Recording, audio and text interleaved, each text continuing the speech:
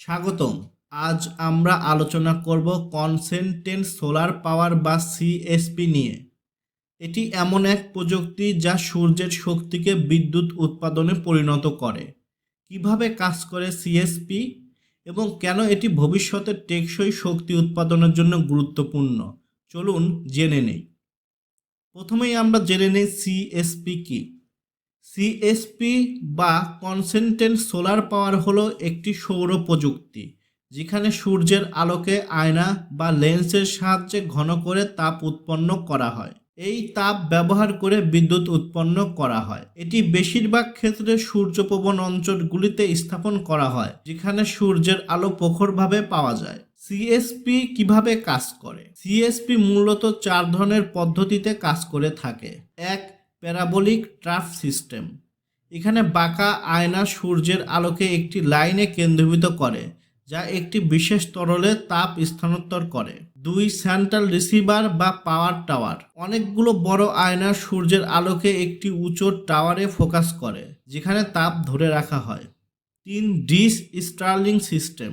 এখানে ডিশ আকৃতির আয়না আলোর ফোকাস পয়েন্টে তাপ তৈরি করে বিদ্যুৎ উৎপন্ন করে। 4, লিনিয়ার ফেস লেন্স সিস্টেম। এটি প্যারাবোলিক সিস্টেমের মতো, তবে এর আয়নাগুলি সরলরেখা বরাবর থাকে।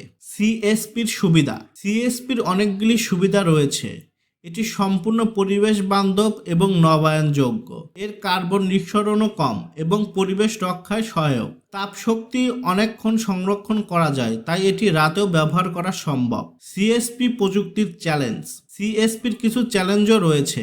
এর প্রাথমিক খরচ অনেক বেশি এবং এটি বেশিরভাগ ক্ষেত্রে সূর্য আলোক অঞ্চলেই কার্যকর, অর্থাৎ যেখানে সূর্যের তাপমাত্রা প্রখর সেখানেই এটি কাজ করে থাকে।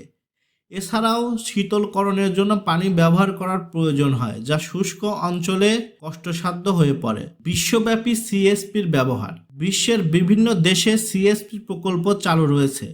যুক্তরাষ্ট্র, স্পেন, মরক্কো, সংযুক্ত আরব আমিরাতেও এই প্রযুক্তি ব্যবহার বেশি দেখা যায়।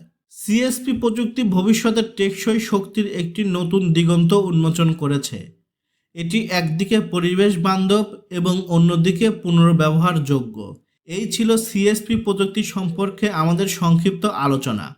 আপনারা সিএসপি প্রযুক্তিকে কিভাবে দেখছেন কমেন্টে জানান। ভিডিওটি ভালো লাগলে লাইক ও চ্যানেলটি সাবস্ক্রাইব করতে ভুলবেন না। দেখা হবে আবার নতুন কোনো ভিডিওতে। সে পর্যন্ত সবাই সুস্থ থাকুন এবং নিরাপদে থাকুন। ধন্যবাদ।